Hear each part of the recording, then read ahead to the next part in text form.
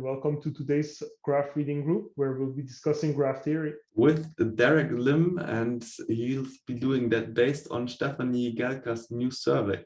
And if you want to join the reading group sessions yourself to learn as much as we did today, then you'll find all of the information in the description. So somehow I've become the grand arbiter of GNN theory, and I will take you through this paper by Stefanie Jegelka, who is my advisor. Yeah, I'm not really the grand arbiter, so I don't know all of GNN theory. So this is going to be a really open discussion. Yeah, so always feel free to chat and like raise your hand or just call out stuff if you want to talk about stuff. But I think what I'm going to do is I'm going to start off like through the intro and like bring us through the setup, and then I may skip around and we could talk about different things. Okay, so this survey, right?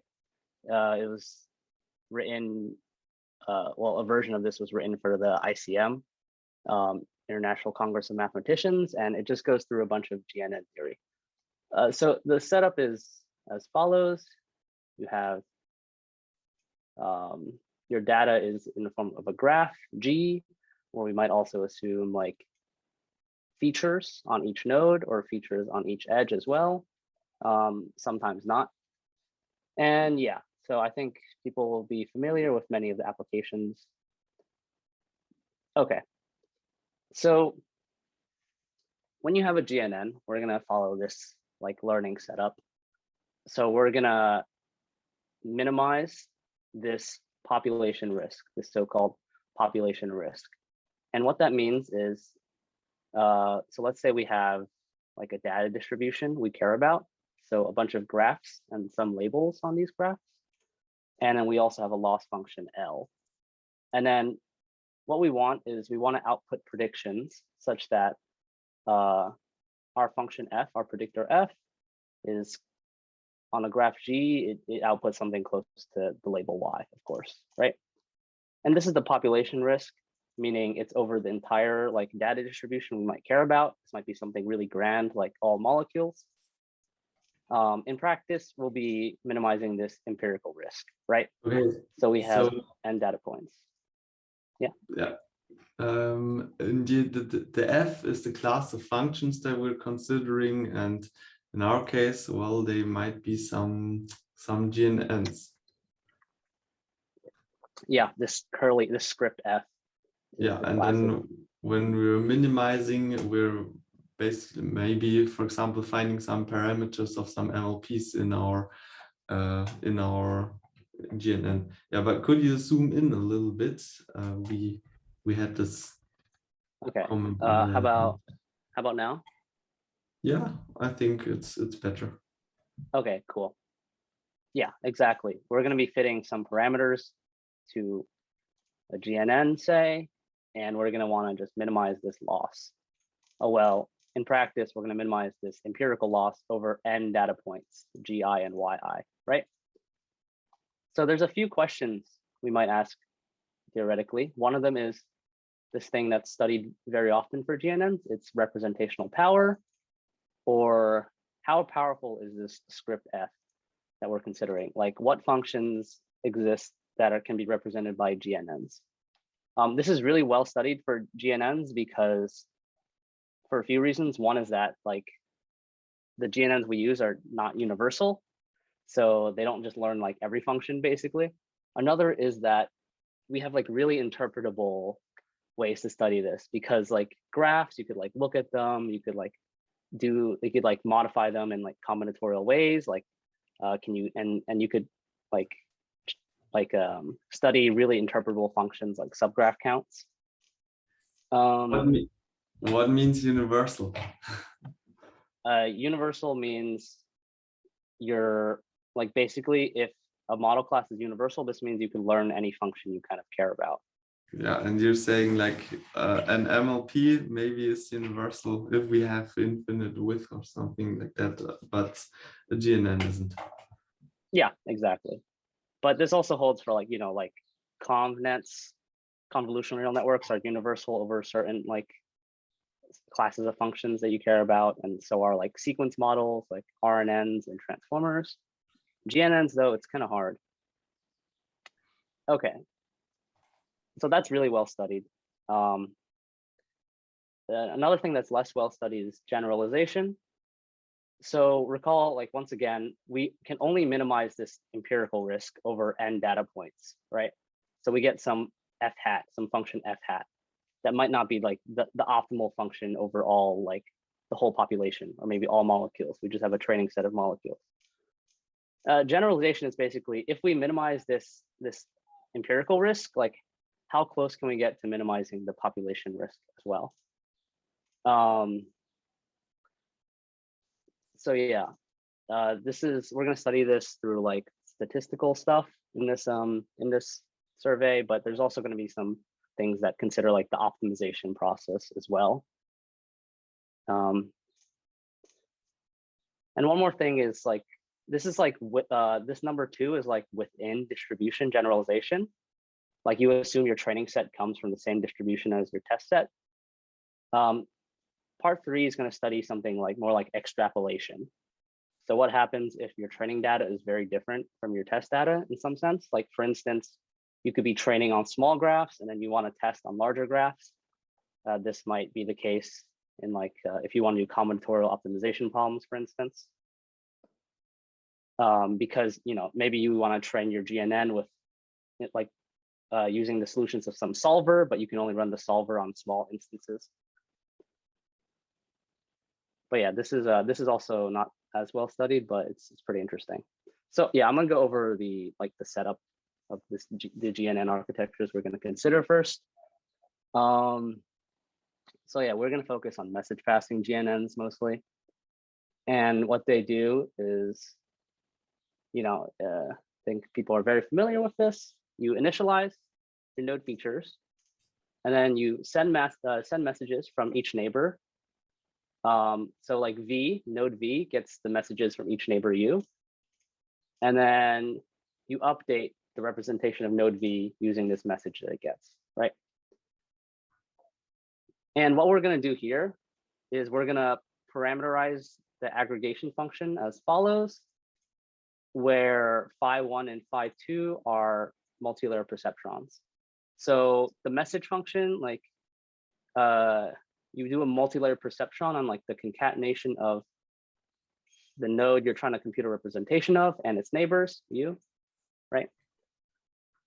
And then your update step. Oh no, sorry, this is still your aggregation step. You update.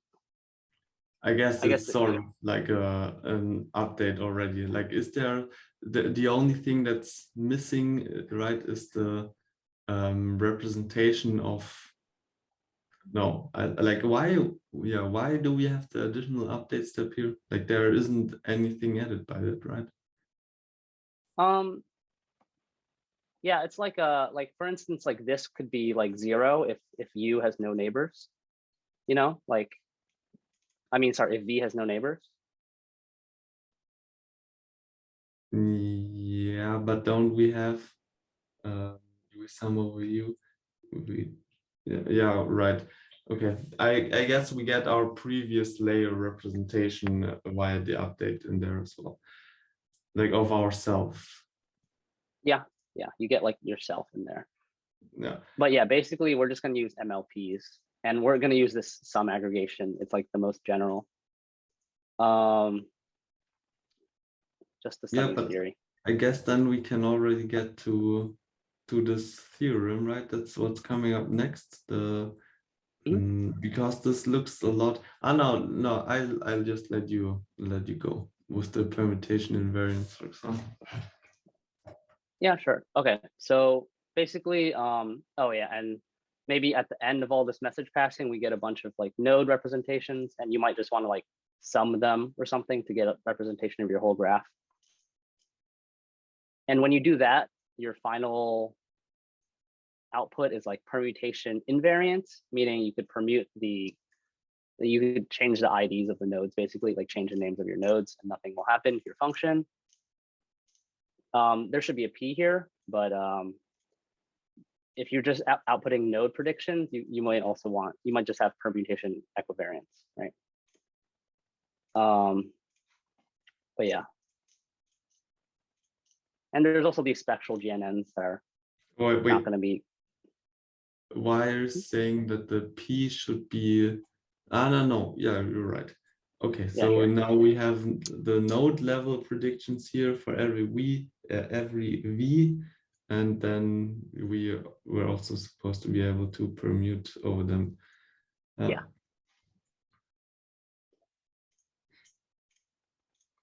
Okay. Okay, sure. Now let me just go through a little bit of this section, and then maybe we can skip around. Because this is like a very fundamental thing, right? So basically, there's this test of graph isomorphism called the one-Weisfelder-Lehmann test. And it looks very just like message passing. You start with like some colors on your nodes, and then you update a node's colors by looking at the colors of the neighboring nodes, right? And then in this way, you kind of get a color for each node, and then you can also turn this into a color for each graph by like essentially summing over nodes. And yeah, the important thing is that this very much determines the expressive power of GNNs or message passing GNNs. So this theorem by two papers at approximately the same time says if there's two graphs and a message passing GNN can output distinct representations, or like you can distinguish these two graphs, then what Weisfelder-Lehmann algorithm will also do the same. It will also distinguish the two graphs. So the Weisfelder-Lehmann test is at least as good as distinguishing graphs as our MPNNs are. Yeah, any MPNN.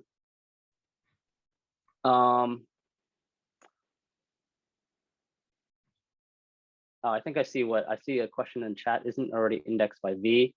Okay, I see what you mean. Okay, so there should not be a P up here because what this means is that this is the representation at node V. Okay, thanks for that. Okay. Yeah, so one Weisfelder-Lehmann is stronger than, or at least as strong as any single message passing neural network. But there also exists a message passing neural network that simulates the Weisfelder-Lehmann test. Yeah, you can always make one that simulates the Weisfelder-Lehmann test. So it is possible to achieve the upper bound of expressiveness. And then, yeah, these two papers also give a way to achieve the upper bound of expressiveness, the most expressive message passing GNN. I'm going to skip this. This is like a technical point. Why? No. I mean, this is the deep set thing, right? That this is purely deep set. Yeah. Yeah. Then we can. Okay. So, yeah, so this basically is like our message passing GNNs perfectly fit into this framework, right? Yes. Okay, sure. So I'll go over this real quick then. What this says is that, let's say you're considering functions on sets, where S is a set, and maybe it's like what is it? It's like S1 all the way through like SM for some size of the set. And you want to learn a function on these sets. Then you want your function to be like permutation invariant, because you don't like sets don't have order. So like if you switch like S1 and S2, you get the same thing. And this theorem says that any single permutation invariant function can actually be written as such. You independently process each member of the set. Then you sum the whole set, the processed embeddings, and then you do something on the sum. Okay. And this is exactly our update step. Our aggregation step of the GNN.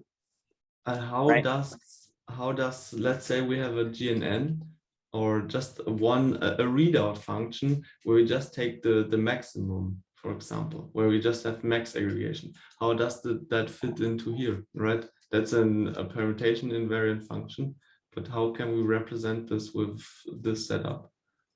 Okay, yeah. So what you do is, this is how you do it. So the important part is you have a countable domain X. So let's say, so each S is in X, and let's just say, because it's countable, let's just say X is equal to the natural numbers. We could always like map X to the natural numbers. So what phi2 can do is like, so you see there's this is only up to M. What phi2 can do is you map phi2 of S to be like 10 to the S. So what this means is that each number is like represented by its binary representation. So phi2 of 2 is equal to like 1, 0 in binary, right? And then when you sum, you get like the maximum is going to be like the largest digit, right? So sum of the phi2 of S is equal to 1, and this is the max digit. And then you get like a bunch of zeros and maybe some ones and zeros. And then all phi1 has to do is just extract the max digit. Phi1 extracts this max digit. You see? Yeah. Okay. This is yeah, I didn't catch that immediately, but it's nice, a nice puzzle. Yeah, but yeah. So this is yeah, a nice example. Like it's really cool to see how you can get the max quite easily from the sum here. I wouldn't say easily, like it's convoluted, but the point is, right, we can represent every, like this is universal for the class of functions that are permutation invariant. Yeah. So this is very similar to the proof in the paper, like in the graph isomorphism network, where they say like that the sum can learn any injective function. Now, in theory, as we can see, the sum can learn the max. The question in practice is that, is it something that's easy for an MLP, or even like most of the time phi2 is just a linear layer, right? So can a linear layer map the sum, map the max function into a sum function? And the answer will probably be no. But after stacking many layers, like the hope is that many layers of the GNN can learn these kind of complex functions. And I think we've seen it a lot with the success of the GIN paper, that even just with the sum aggregation, there are so many things that can be done and can be learned. Mm-hmm. Yeah, this is a simple function to learn, but it's kind of nasty the MLPs you need, right? Yeah. So that's just a neat example. Okay, but I believe you now that this is universal for all permutation invariant functions. Okay, thank you. Okay, great. And yeah, so once again, our GNNs kind of look like this. So we get the power of this form. Okay, and then yeah, basically, since we know 1WL is so related to GNNs, and 1WL was widely studied in the past, we could just copy and paste results from each paper, and then we prove stuff about GNNs. Okay, and then this is one more important thing I'm going to talk about for the setup. It's computational trees. So basically what this means is these are a very nice way to look at what GNNs are actually looking at. So let's say you want a GNN and you want to compute, let's see. Yes, you want to compute just like the representation of this node A. then what happens is your GNN looks at the neighbors of A, looks at B and C, right? So that's this first part of the tree. But let's say you already had many layers of a GNN, then the representation of B also depends on its neighbors, A and C. Likewise, C depends on A and B. And you just keep like drawing this tree down to show the dependence of the representation of A at like layer 3, say, on the representations of everything else, right? Yeah, and the problem with these two graphs is that the computation trees look exactly the same. So this one has the same computation tree in this other graph, node A, because you get a B and a C, and then your B is also connected to A and C, and so on. But yeah, this is and like, so yeah, basically, if you have two nodes, U and V, and let's say the computation trees of at some depth, like depth P, I guess, agree for node V and node U, then the node representations output by our GNN also agree. So these computation trees, in some sense, like they capture everything that a GNN can see for each node representation. And yeah, basically, like part of this, I guess part of this proposition is probably proven just looking at computation trees or something. But anyway, what this proposition shows, it just gives a bunch of results that say GNNs cannot compute certain things on graphs. Yeah, but like, wait. Okay, now first, what is girth? A length of the smallest cycle, I think. Oh, okay. And like, should it be easy for me to now see why, like knowing that, for example, this example up there with the computation tree, yeah, should it be easy for me to now see that we can't distinguish or decide radius, diameter, or things like that?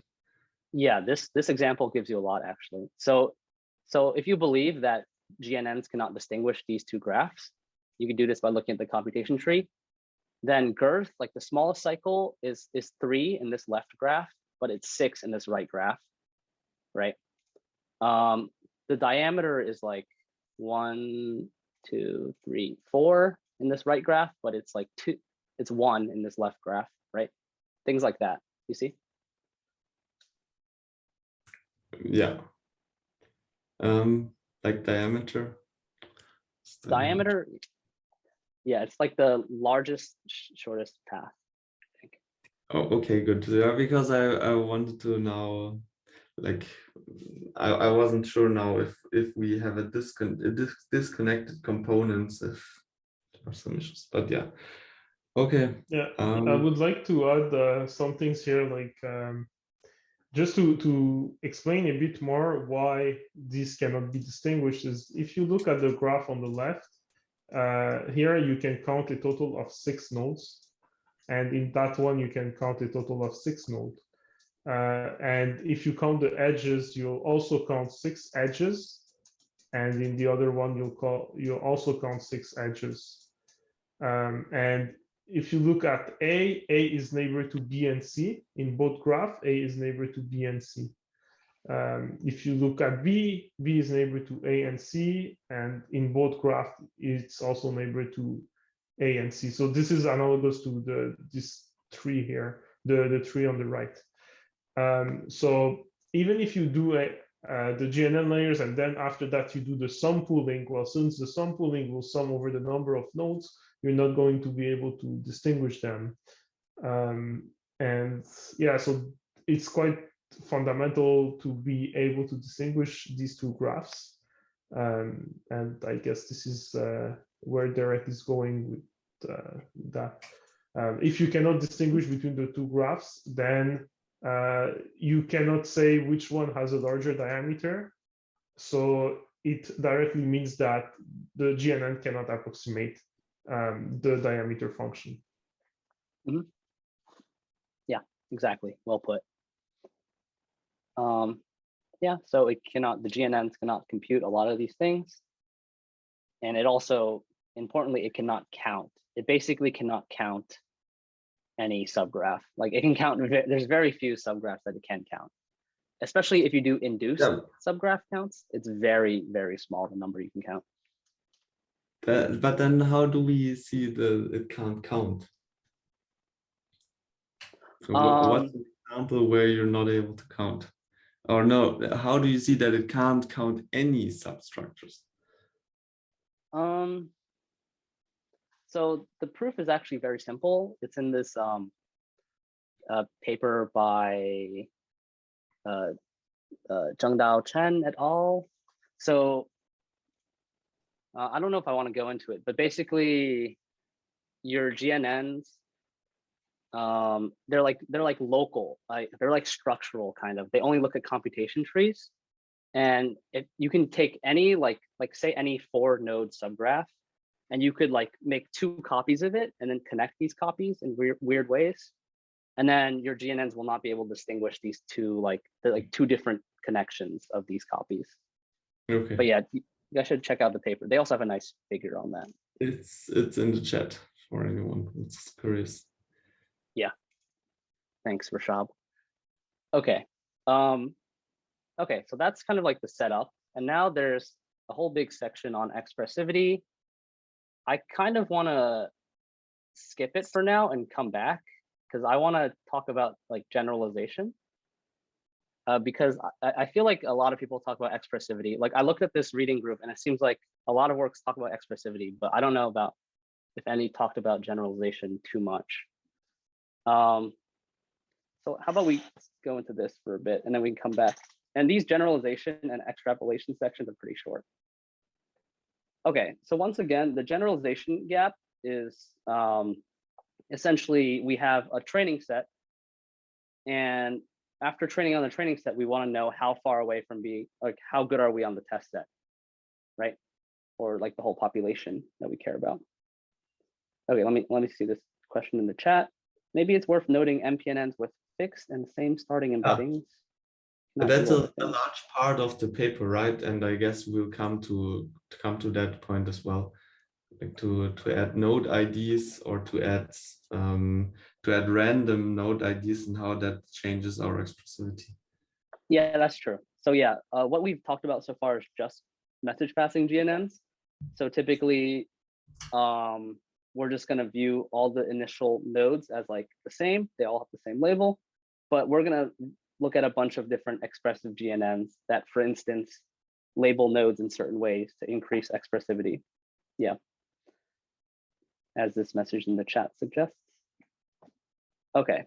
Yeah, but then I don't feel quite comfortable with what you just said, because we haven't only looked at cases where all the labels are the same, right? In our example of the computation, we had 3 different labels. That is true, but these are like kind of particularly chosen, I guess. But yeah, it's not, I mean, it's not like all labels are the same, but you could do a lot of, okay, but yeah, I mean, you don't have a choice of the labels is what I'm saying. Yeah. Yeah. Okay. So generalization, we're going to look at 3 different ways of studying this because it's actually kind of hard, because this training model you get, it's like this final GNN you get from the training set. It's like the product of like, you know, doing stochastic gradient descent on like this training set on this really non-convex loss function with a bunch of parameters. So it's hard to study. So we're going to do like 3 different ways of studying this training model.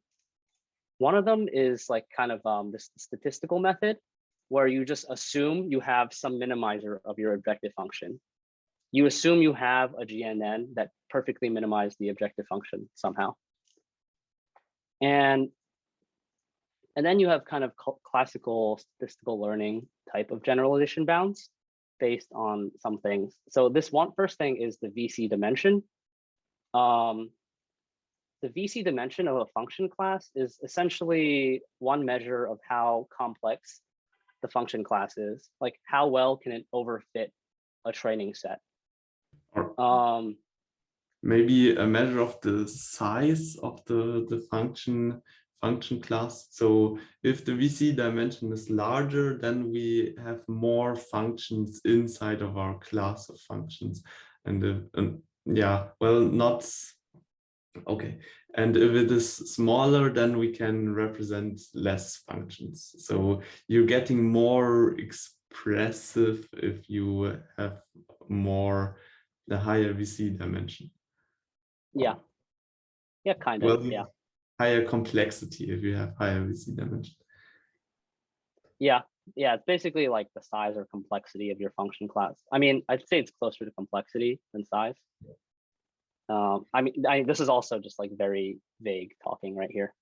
But anyway, the VC dimension is kind of like the largest training set you could like perfectly fit for any binary labeling. Huh? Nothing. Okay.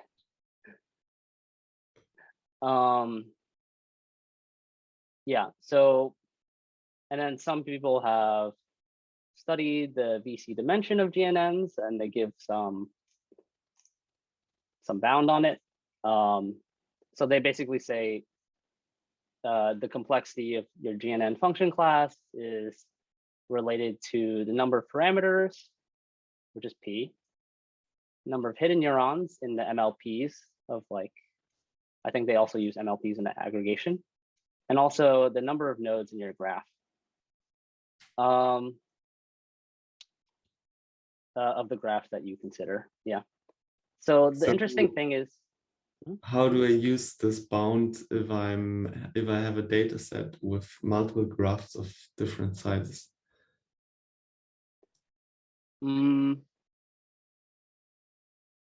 So I guess then you would have to consider just like the largest number of nodes. Yeah. Because then that will give you like the most complex GNN.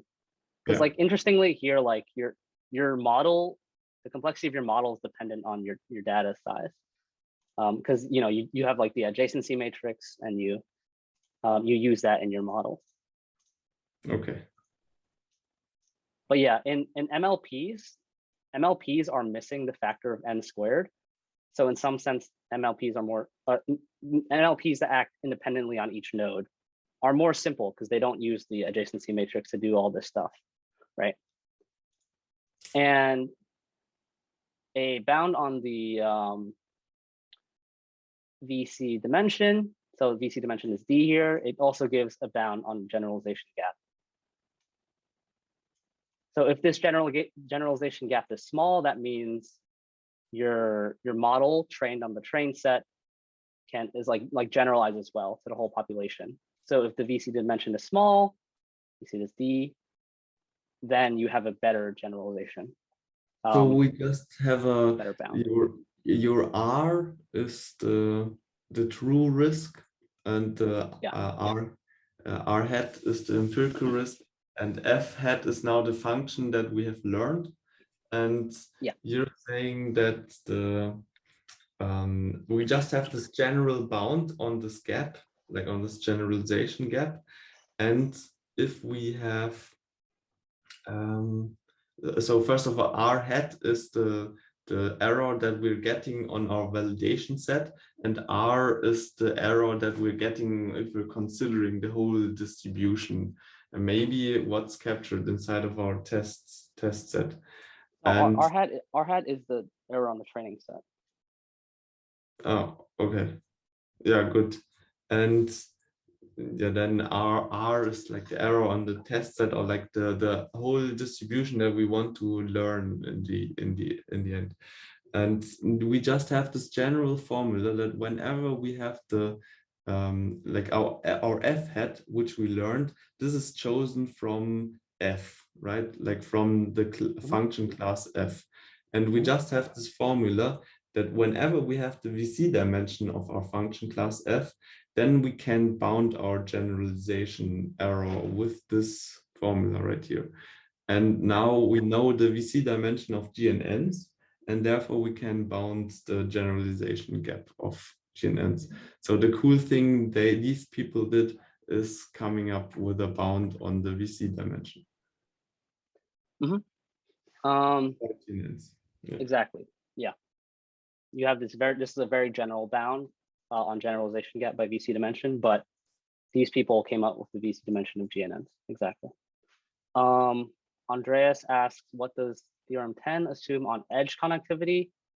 I think this is like, I mean, I'm pretty sure this has to be like worst case over all graphs of size n, like what is the most complex GNN, I think. But yeah, maybe you should check out the paper instead of listening to my guesses. Yeah, I think this has to consider all graphs though. Okay. And very similar to VC dimension, another measure of complexity of your function class is the Rademacher complexity. And yeah, maybe Stefanie explained this. Well, the Rademacher complexity of a function class F is like another measure of kind of like overfitting or complexity. It's like, how well can it fit noise? Okay. And we're going to define noise as like random labels. You're just going to, randomly label your nodes. Yeah, so once again, Rademacher complexity gives a bound on generalization gap, or sorry, it gives a bound on the probability of error on your population. So a lower Rademacher complexity is like in some sense better for this because you have simpler functions, so you generalize better. But yeah, this is more technical. Okay, but those are like very statistical things. It doesn't say anything about optimization. And it's like kind of naive, right? It's like, simpler functions mean better generalization. Like simpler GNNs that you allow mean better generalization. But we could also like better study the optimization and maybe get something that looks closer to the real models we study, maybe a little bit closer. Because once again, above we assume like we can get like an optimal GNN on the training set, which might not be the case if you just trained with backpropagation and all this. So we still cannot like, just straight up study stochastic gradient descent on these GNNs on random training sets. It's very complex. So there's if you make a bunch of assumptions, then you could assume that your stochastic gradient descent kind of looks like this thing called the neural tangent kernel dynamics. So what does this mean? So basically, okay, so we're going to let theta denote all the parameters of the network. And then we're going to assume we train a very, well, okay, we're not going to assume anything about the network for now. We're going to assume that we train it for just a small step size.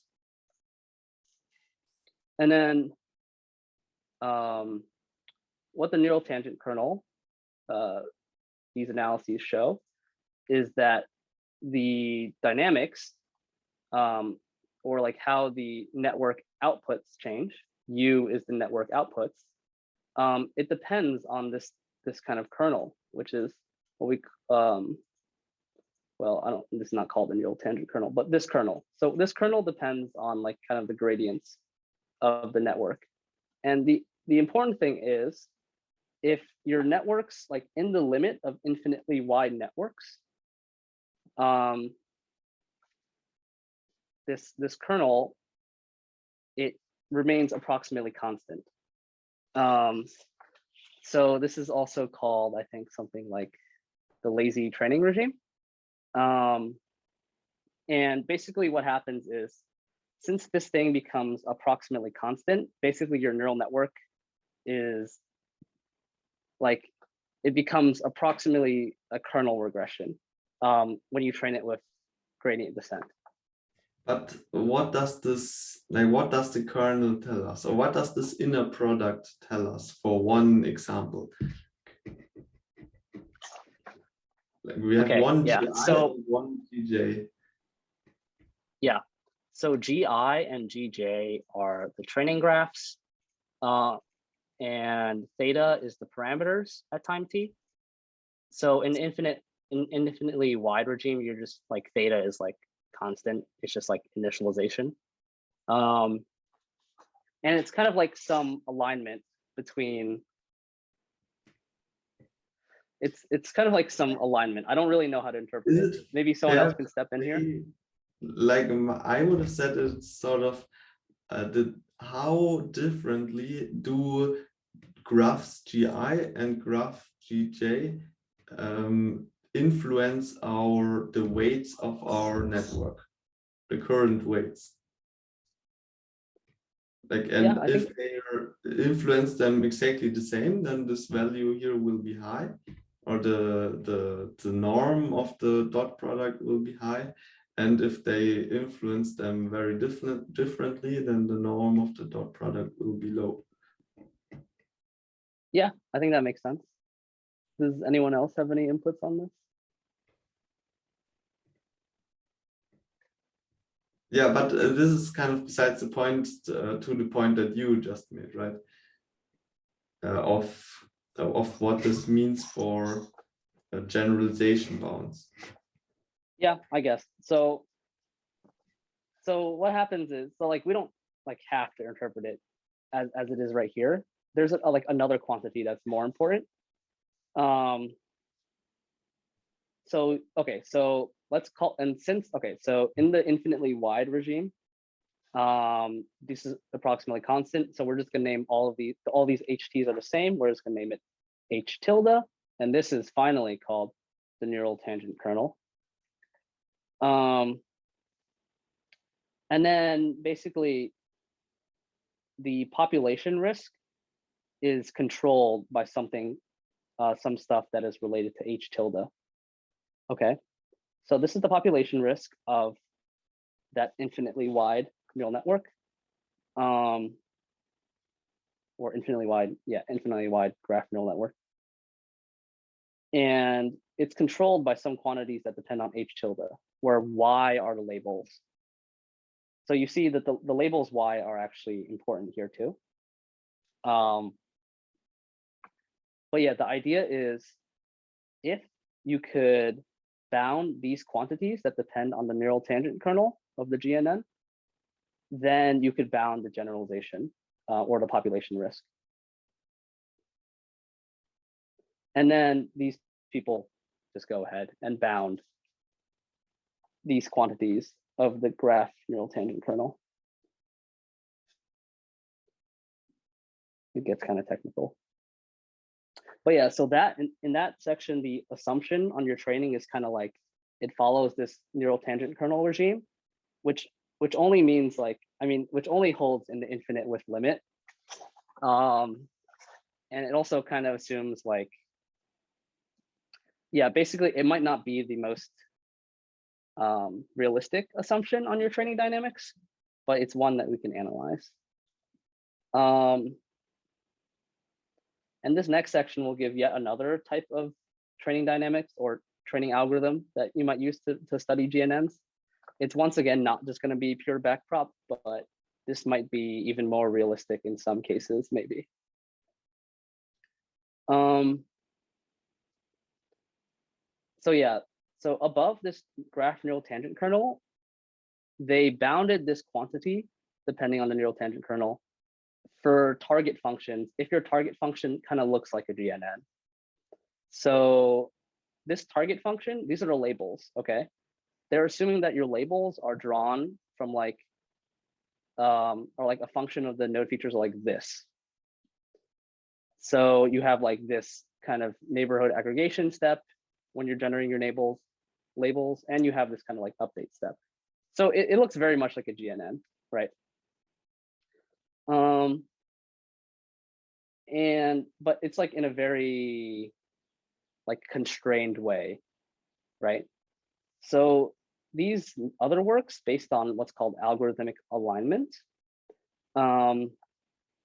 it's like a more relaxed way of saying things kind of look like a GNN or like are well represented by a neural network. So like one like very nice intuition is that GNNs, the update step and aggregation step, they look a lot like a lot of dynamic programming algorithms. So for instance, the Bellman-Ford algorithm is a dynamic programming algorithm for computing the shortest paths from a single source node to all the other nodes. And it uses an update step that looks like this. Let's say you want to find the shortest path from node U. Then wait, no, sorry. You want to find the shortest path from node, just some node. Then you kind of, and then this D of TV is the shortest path from that node to V in T steps. Small note to the paper authors, the sum aggregator does not align. I'm assuming you mean it does not align with like Bellman-Ford? Dobrik, can you unmute? Like, I think this would be great to discuss. Mm-hmm. You don't have to, but it would be nice. Otherwise, bear in mind some people might enter my room in just a few seconds, so I can switch back to type into the chat. Okay. I was just mentioning that as currently the GNN iteration, as currently stated, won't generalize well to the Bellman-Ford algorithm. For example, even in the earliest papers, they showed that like you should even pick your aggregate so that they kind of also match. For example, you in Python geometric you have what? You have some min and max, and the max aggregator is the closest sigma, you can put it that way, to the min aggregator, and that should be the choice of aggregator function. Mm-hmm. okay, but I mean, we still have the case that this yeah, so you're saying if we now have this GNN aggregate, this GNN over there on the right hand side with the sum aggregation, then we shouldn't maybe say that this aligns with the Bellman-Ford algorithm. Yeah, the GNN on the right won't work when you start extrapolating. Yeah, and if you say it's been empirically shown, then people have gone ahead and used a GNN with a sum aggregator to try to predict shortest paths, and they've done the same with a max aggregator or min aggregator, and saw that with the min aggregator it worked much better. Yeah, that's Okay. like probably in one of the papers that I better reference here. That's like the very earliest one. Mm-hmm. Yeah, and from there has been also some research on like scale invariant. How Tank also had like a paper on algorithmic alignment to some extent. In general, if you don't want it to be like aggregator dependent, the best idea would be to choose something like DNA, which uses a number of algorithms, and it could pick on its own what aligns well and what doesn't. Okay, but right, we've already learned today that the sum aggregator with the MLPs is actually universal. So true, it is, but it's a different type of bias variance. Variance trade-off. Exactly. So here because we're talking about generalization, right, and about yeah, what's not what can our functions learn, but what do our functions learn? Then yeah, we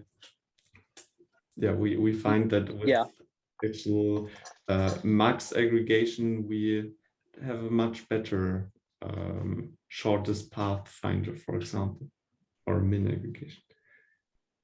Mm-hmm. Derek, yeah, you exactly.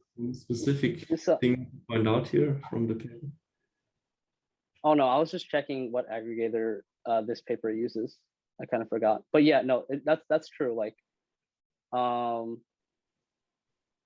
don't remember. I think actually in the extrapolation paper, the other paper they use max aggregation, but exactly.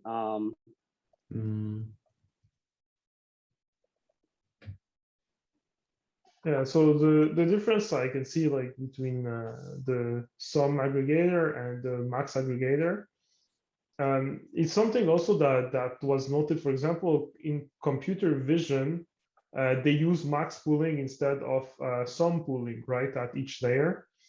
And empirically, it benefits a lot to use the max instead of the sum or the mean, which would be the same in a grid. Mean and sum would be the same. So one of the reasons that max is better able at selecting certain signals that are more important, whether with the sum, even though theoretically you can generate the max aggregator, it's much more complicated to learn that kind of function that acts as a selector, right?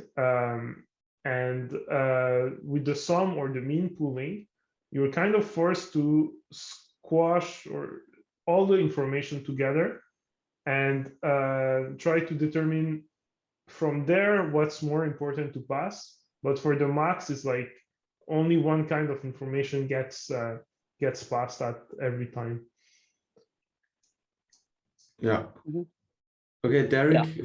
for which theorem is it the corollary that you've shown down there? Like the corollary that you just marked, right? There we have exactly that statement. Well, and no, for so this is for max degree. But yeah, this states that GNNs with some aggregation and some readout do not extrapolate well for learning the maximum degree of a graph. It's harder to prove stuff about the shortest path, but you can look at these experimental results. So this is what Dobrik is talking about in, I mean, it's been explored in other papers too, but this is one paper. yeah, but can you show the theorem for corollary one? Oh, Uh, I don't know if there's like a clean thing, but so yeah, basically this theorem says that for neural networks with ReLU activations, if you go far away out enough in your domain, then your function kind of looks linear if you look along rays. So if you extrapolate far enough, you're always going to look like something that's linear if you like just look along rays, like moving out in a ray in your data domain.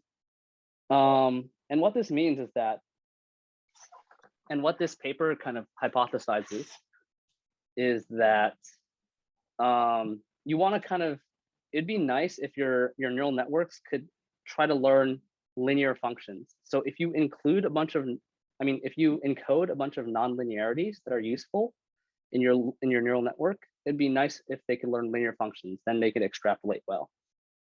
And yeah, so for the shortest path task, as Dobrik was saying right here, let's say you want to learn this shortest path task with this neural network. Then the MLP, and you have a min aggregation here. You could also replace it with a max, really. Then this MLP only has to learn a linear function. Yeah, this paper is how neural networks extrapolate. Sorry, I clicked there. So yeah, if you had a sum here as your aggregation instead, you would have to learn a nonlinear function, just like I wrote on the side earlier, because it's kind of hard to encode min or max into a sum, right? yeah. But yeah, this is one paper that talks about that. Yeah. Yeah, thanks, Dobrik, for the comment. That was really nice. And then I also want to mention how neural networks extrapolate from feed-forward to graph neural networks.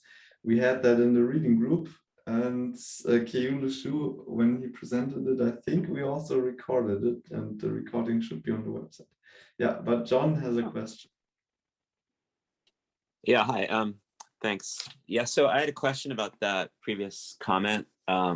Yeah, if you have a sum, it's purely a linear operation. So there's no way you can, any sort of max or min is a purely nonlinear operation. So I don't see that you could ever yeah, there's no way from it some sort of combination of linear functions you're going to generate a nonlinear function like that. Yeah, well, but you have the you have nonlinear functions in there before, right? Like you have the in our GNNs, we have nonlinear functions taking in our each node, and we have nonlinear functions doing the update. Yes, I agree. But I thought there was something said about how you can approximate somehow a max or min using linear, using some sort of linear combination. Oh, no. Okay. Yeah, you need something pretty nonlinear. But yeah, you are right. Yeah, you are right. You need something nonlinear for that. So, so here, this hypothesis really requires the functions you want to learn to be linear, because extrapolation is really hard. But if you're just doing like interpolation or like generalization within the same distribution, this other paper, what can neural networks reason about, it kind of has a, it's fine if the functions you want to learn are nonlinear, but like they're kind of simple, like they're like low order polynomials. But yeah, Dominique? Yeah, like we always have to consider the fact that we're using MLPs here as nonlinear functions. So it goes up with your point that the more linear the function we need, the easier it's going to be to learn from an MLP perspective. And especially MLPs are quite bad, for example, at learning multiplications or this kind of functions also between the features. But another point I would like to add related to the max compared to the related to the sum compared to the max or mean aggregator, for example, is that with the sum, the message that each node receives is amplified by its degree at each layer. Okay, and this means that like if you have a graph with some nodes have a degree 50 and others have a degree 1. Well, the node that has a degree 50 at each layer is going to receive, in average, 50 times higher values than the one with degree 1. And after many layers, we can see like if you don't use any batch norm or any kind of normalization, you can see that the message will very, very quickly explode to infinity. And this is because like the nodes, well, the sum really explodes the kind of message that you receive. And even if you use, for example, let's say the logarithm of the sum, for example, to avoid the explosion, stacking these layers, even if the message is multiplied by a factor 2 every time, can cause an explosion.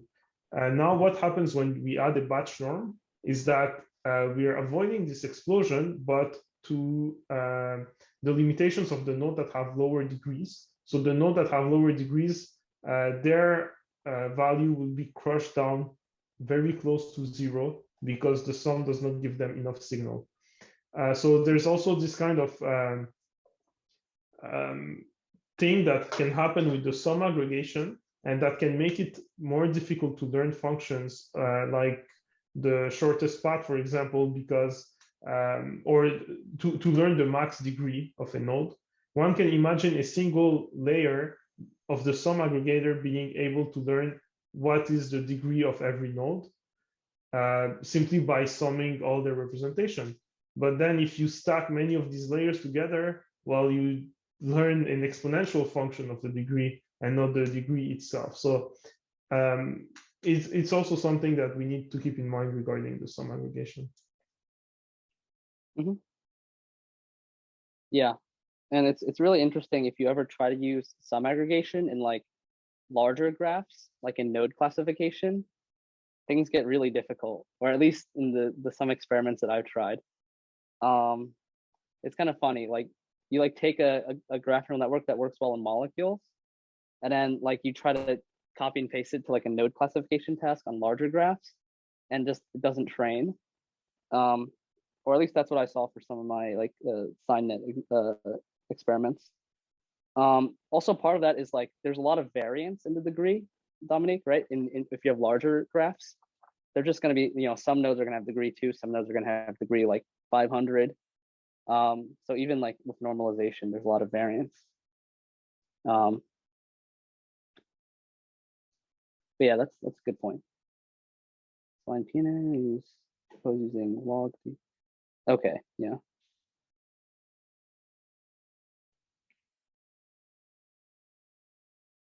Okay.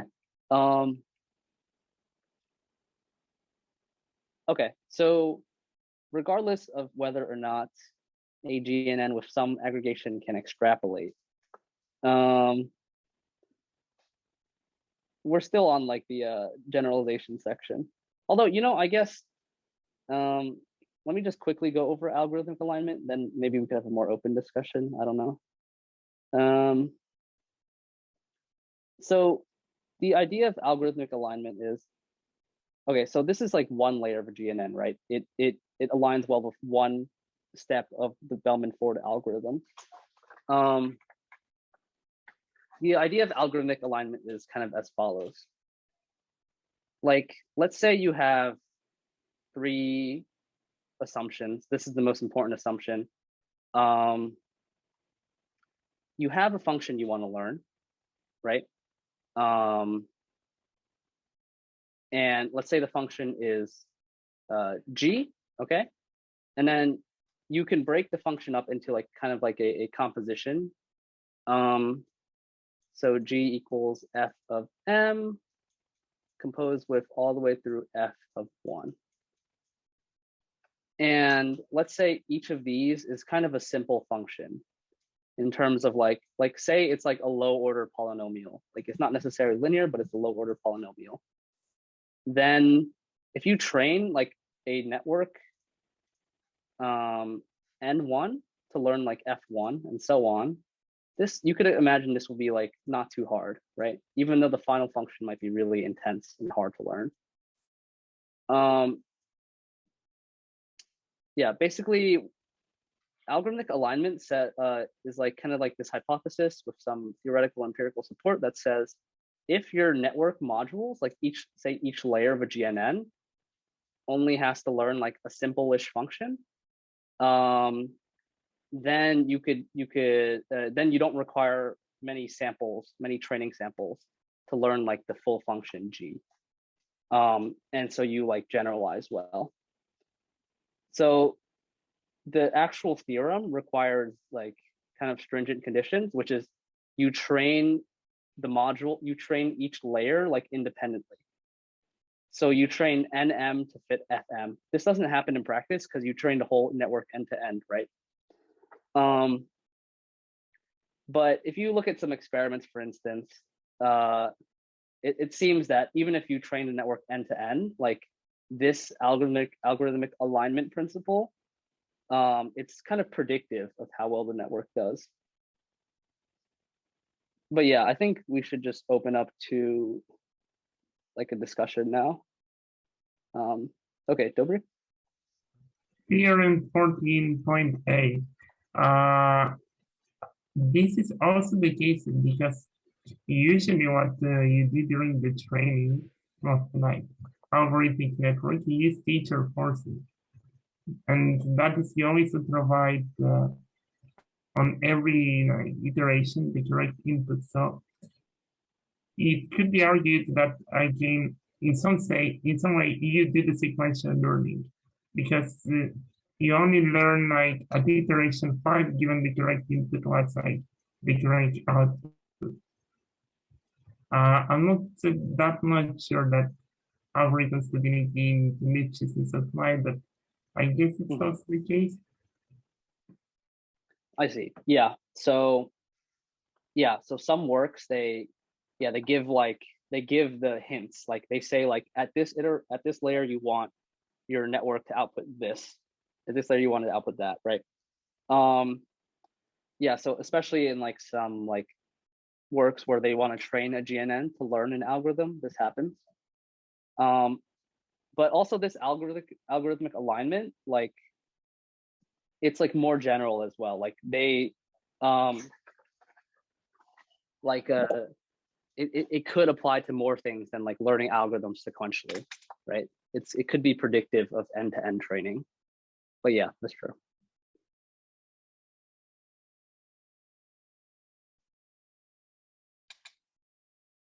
Okay.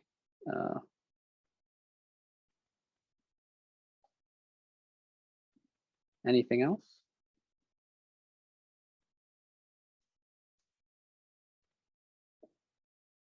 Like, with anything else, do you mean in general or to this point? No, just in general. Just go Yeah, in okay. general. Then I would have actually liked to get into the label stuff. Right, we already mentioned that before. I think this is a pretty interesting, yeah, pretty interesting thing. Yeah. Okay. So yeah, so let's see who said this. Okay, Dobrik says a while ago, like some of those negative results I talked about were for GNNs with like fixed labels at the start. Like here we fix like the ABC and stuff, and like, or sometimes your graphs have no labels and you just study it like that. But if you have the ability to give your nodes labels, you could do a lot. For instance, if you give each of your nodes a unique identifier, then actually your GNNs are like they're like Turing complete. They could learn like any Turing computable function with sufficient depth and width. But this is like an extreme case. It's unique node identifiers, and it doesn't work well in practice because the node identifiers you give are like arbitrary, right? So it doesn't generalize well. Yeah, but say I have a graph where I always have like, I mean, for molecules, it's not entirely the case, but if I have some features, or if my feature space of possible features is so large that it basically always happens that I have different features for each node, then does this help us for these sorts of problems? Because then we don't have an arbitrary node ID and it's somehow related to the features. Yeah. So yeah, if you have sufficiently powerful features, you could definitely distinguish any graphs in your data set. In fact, for like people have shown that you don't even need the features from any real world data sets. Like you could distinguish like 100% or like 99% of graphs with one WL algorithm on many data sets that people care about. Yeah. But the thing is, it's like the distinguishing graphs is not like the end story, because your GNN, it's you still can't do important things like count subgraphs, say, you know. So if your final classification function depends on counting subgraphs, then this might still be bad for you. A message passing GNN might still be bad for you, because if you could distinguish every graph, all that means is that you could get 100% training accuracy, right? Yeah. It doesn't say anything about your generalization, say. Okay, but then let's maybe say, okay, no, we still have the, okay, no, we can get into whatever you want to show there. Okay, I just want to say that this is one paper that just, it gives the real world expressiveness of 1WL. You know, it could distinguish all graphs in Zinc. Then let's stick with that a little bit. So if we analyze the theoretical power of some GNN architecture, can we say that maybe 1WL is a bit useless? Like for real world data sets. If you want to make architectures that are strong on real world data sets, and then creating an architecture inspired by 2W or higher order WL tests, then this does not mean a lot to us. Yeah, so not 100% because of the computing functions thing. Like, okay, so what this says is that if I want to make a GNN that counts the number of 6 cycles on every graph in zinc, on every molecule in zinc, it can do so. You can make a GNN like this. You just send that graph to its unique identifier and then map the unique identifier to the number of cycles. But it could be probably very hard to learn. So the functions that you can learn matter a lot too. And Dominique, yeah? Yeah, I don't agree with that table here, because like that table, the numbers are over exaggerated because here they want percentage of distinguished non-isomorphic graph pairs. And I believe like what they would do is that if you take zinc that has, let's say 10,000 molecules, well, what they do, 10,000 is 10 power 4. So what they do is that they generate 10 power 8. So they generate here 10 to the power 8 pairs. And look at how many of these pairs can be distinguished. Well, at least this is what I get from the caption and the paragraph above. Maybe I'm wrong, but in general, it's not about, you don't care about pairs. Pairs is just like used in mathematics, like to make the things comparable. What you want is like, is there for every molecule, is there at least one pair that cannot be distinguished? And this is what matters in the real world. It's not about which percentage of pair you distinguish, but does there exist in the same data set another pair that cannot be distinguished? And for that, I would expect the percentage to be much higher. And in fact, I saw another paper, I think it would be around 95%. So about 5% of molecules cannot be distinguished. This paper? Nice point. That's a good point, yeah. Yes. Yeah, here table 3. So I believe identifiable graphs is what you want, maybe. So let me see. Here the K is not about it's not the number of WL steps, it's the number of layers for their representation. And one of the problem I had, I think also with that paper is that, well, the only molecular data set they have here is MuTag, and MuTag is like 1,000 molecules. So it's not, I'm not sure if they tested then on larger sets of molecules, but we still have real world data sets here. Yeah. Well, yeah, these are like, tiny data sets. Yeah. Here. But again, here you can see the percentage, like a unique. I think maybe. Yeah.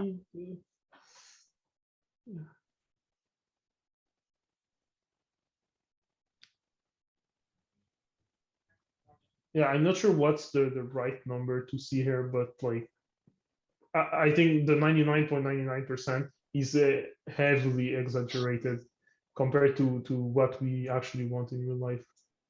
I see. Yeah, that's a good point. Yeah, thanks.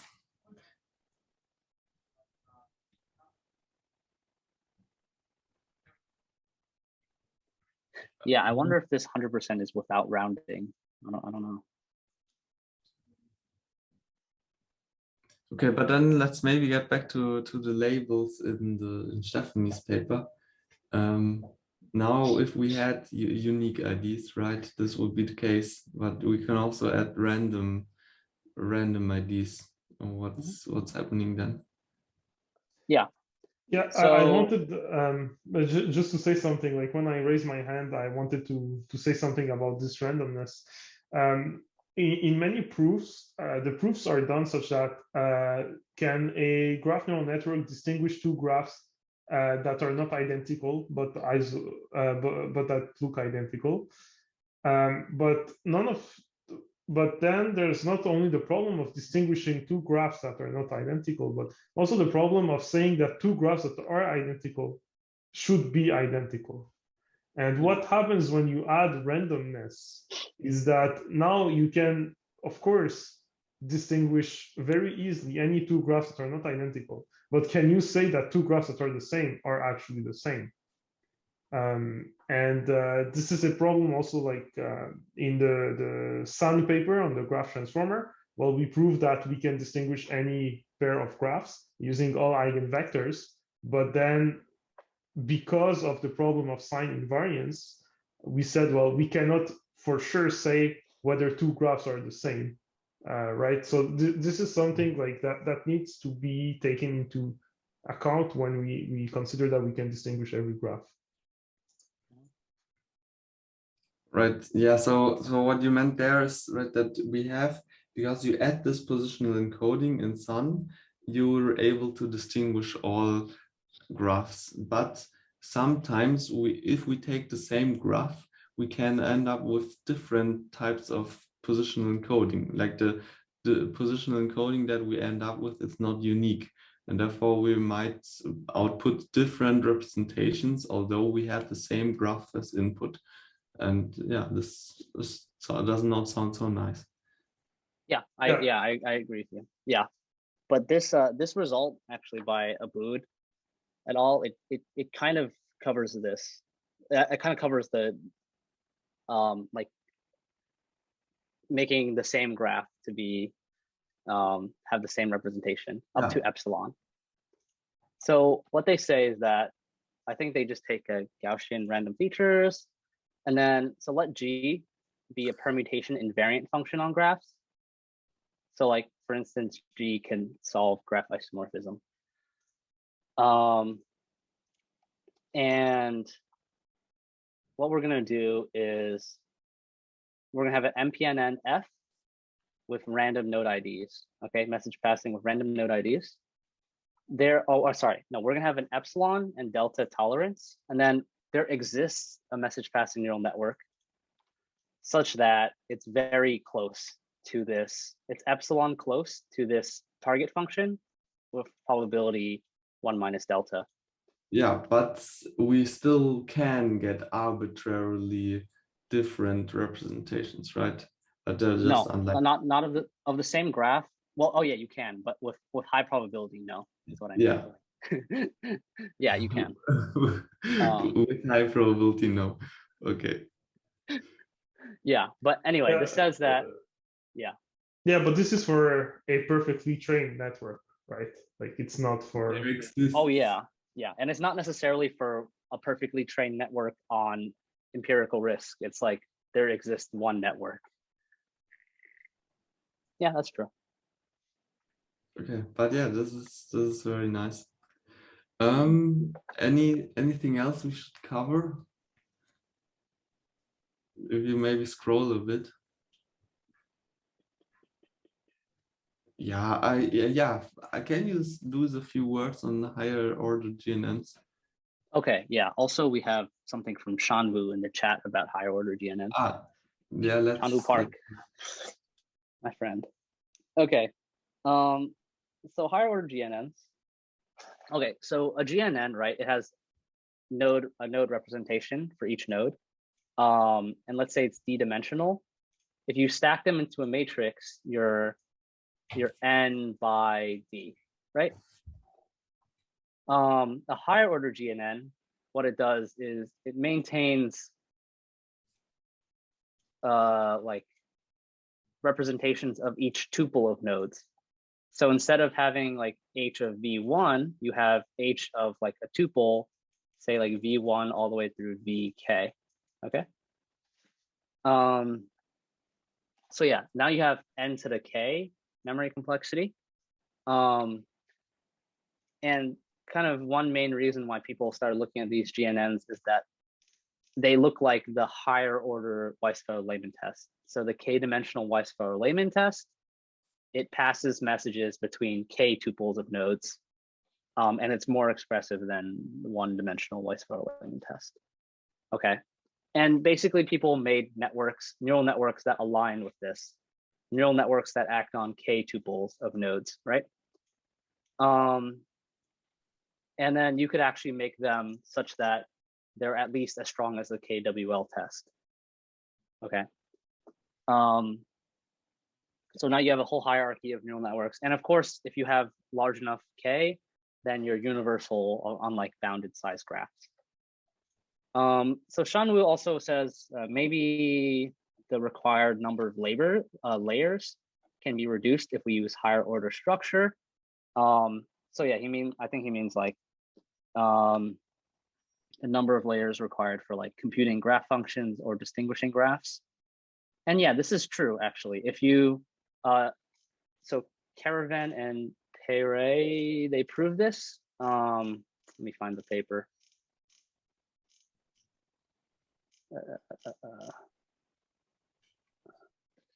Okay, this paper by these guys. You only need a pretty shallow higher order network if you allow K to go to like, like really, really large.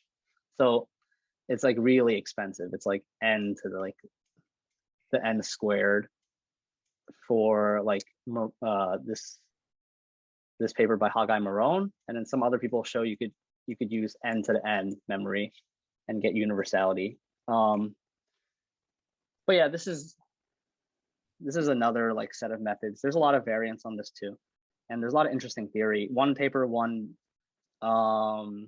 best paper award at iClear. It's this one,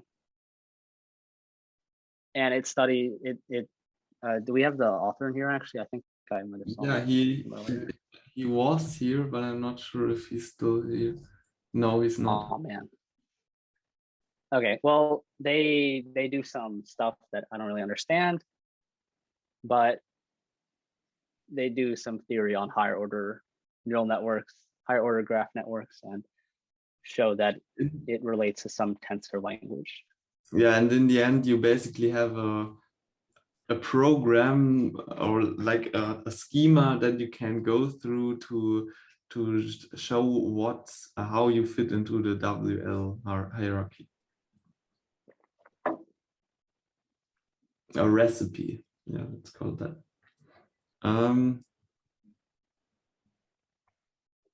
Yeah, but I had some other thought as well. Can you go back to Stefanie's paper and scroll a bit up?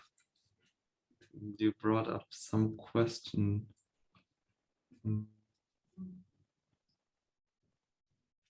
Okay. Right. In your ESUN paper, I think you mentioned different possibilities to make your network more, or different directions to make your network more expressive. Yeah, and what do you like? What were these? Like adding structures, adding like appending to our features, something like random node IDs, or appending features like substructure counts. Yeah, and then you have the other. You go ahead. So yeah, then there's also higher order, these higher order GNNs, like here where you pass messages on K tuples. And I think we also, I think we talked about subgraph based methods too. So you kind of modify your graph and you say you pass messages on subgraphs that can improve expressiveness too. Yeah, so John asked, isn't this higher order method some kind of feature engineering? I would say, I don't know, because I don't know if I would say that, because like the representations you learn on these tuples, they are very like, you learn them. It could be kind of like whatever. But some other methods are very much like feature engineering, where you just add certain positional encodings or like subgraph counts to the node features. Those are very much like feature engineering. So like, I think a lot of these here might fall under that category, although I don't know what all these numbers correspond to. Yeah, maybe some are more principled than others and some work well and some don't, but I don't think we understand these too well yet. Yeah, I guess my question was, are these structures that you're encoding, are they learned, or is this some sort of choice that's made, you know, with a human in the loop before that you actually do your, I thought, my understanding, at least, I haven't read these papers, of course, but all of the details, but I was wondering whether these are sort of, yeah, just some sort of structures that, you know, like subgraphs that are identified, and then these are sort of features that become encoded in the data. Yeah, so this stuff in here, I would say no. These are just dense tensors of features that are learned, but most, like, these are completely impractical. You can't even find an implementation for k=3, right? But these in here, a lot of them are like hand coded by people. Like they'll like choose like, okay, I want to pass messages on like these rings that are important in molecules, or like these paths, or I choose certain subgraph aggregation methods, or I choose to count certain subgraphs and add them to my features. Yeah, a lot of these are a little bit more manual, yeah, and ad hoc. All right. Yeah, I guess then I think this isn't a bad point to end our discussion here, unless someone else jumps in and interrupts me. But then let me end with a note on let me first say thanks, Derek, for making this happen and for going through the survey so nicely and bringing us up some, yeah, giving us a super nice summary of theory on GNNs, and also answering so many of our questions, because I think you are somewhat of an expert for GNN theory and can answer a lot of the questions there and know a lot of the papers. And then also let me mention, on the 31st of this month, we will have some topology inspired paper that's also, yeah, where you can also get a better ability to distinguish different graph topologies. And that's really cool, because like in topology you have this filtering, or that you can get for a graph, and yeah, different filters can be distinguished in different cases, and yeah, they design GNNs with that in mind, which is pretty cool. It was an ICARE paper, and we'll have that in 2 weeks. Okay, but then thank you, Derek. Thanks. A really nice summary by Derek. Thanks for that. And if you want to learn as much as we did today in other reading group sessions, then all of the information is down in the description, where you can also join our Slack channel or the mailing list to get weekly reminders on the next paper.